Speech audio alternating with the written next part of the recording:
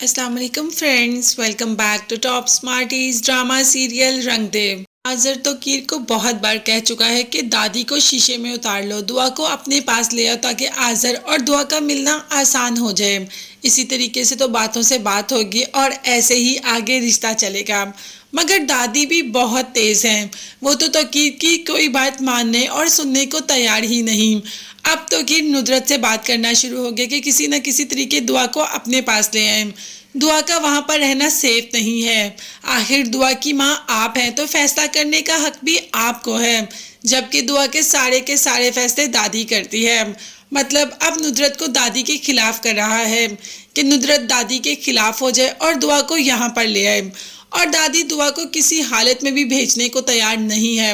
उन्हें तौकीर की नीयत पर शक हो रहा है। उन्हें आइडिया हो गया कि तौकीर वैसा नहीं जैसा कि उन्होंने समझा था।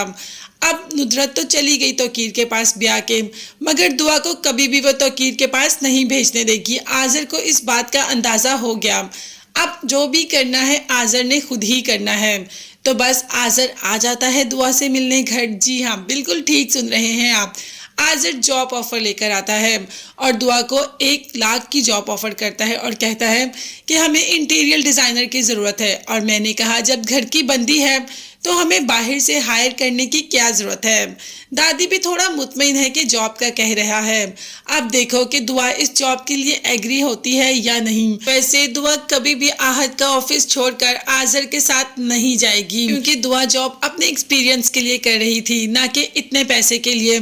और वो पैसे के लिए आहद को छोड़कर आज़र के पास तो बिल्कुल भी नहीं जाएगी। बात करें अगर आहद की फैमिली में, तो उसमें भी बिल्कुल भी सुकून नहीं है। जब से फरियाल के रिश्ते को इनकार किया है तब से एक अजीब ही हंगामा बर्पा हो गया। तलहा चाहता है कि शादी फरियाल की आहद से ही हो, मगर आहद दुआ को पसंद करता है। यही बात आहद ने अपनी बहन को भी बता दी। अब फरियाल का रिश्ता इनकार ये तलहा कैसे बर्दाश्त कर सकता है। तलहा ने कह दिया कि यहाँ पर फिर रिश्ता एमन का भी टूटेगा। जहाँ पर एमन का रिश्ता टूटने की बात आई तो एमन ने तो फ़ोन करके दुआ को अच्छी हंसी सुना दी कि तुमने मेरे भाई को अपने जाल में फंसा लिया। तुमने मेरे भाई के साथ ऐसा क्या किया कि वो किसी और लड़की का नाम भी नहीं सुनना चाहता। अब आहत ने ज़बरदस्ती फ़ोन तो अपनी बहन के कान से उतार दिया और साथ अच्छी खासी बातें भी सुना दी।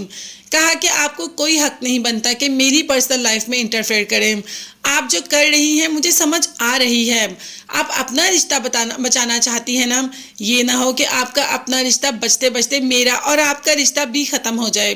फरियाल से शादी तो मैं किसी सूरत नहीं करूँगा, शादी तो मैं दुआ से करूँगा। आहद तो ये कहकर चला जाता है और माँ भी जानती है कि आहद फरियाल को बिल्कुल भी पसंद नहीं करता, वो दुआ को ही पसंद करता है। जबकि जब आहद ने दुआ से बात की तो वो किसी ऐसे अनचाहे रिश्ते में बनना ही नहीं चाहती जहाँ पे सब इस रिश्ते के खिलाफ हों, किसी की चाहत ना हो। आहद को दुआ से वैसे ऐसे बात की ही उम्मीद थी, मगर आहद दुआ को मनाने की प्रॉपर कोशिश करेगा और फरियाल से शादी तो वो नहीं करेगा। तब तक के लिए चैनल को सब्सक्राइब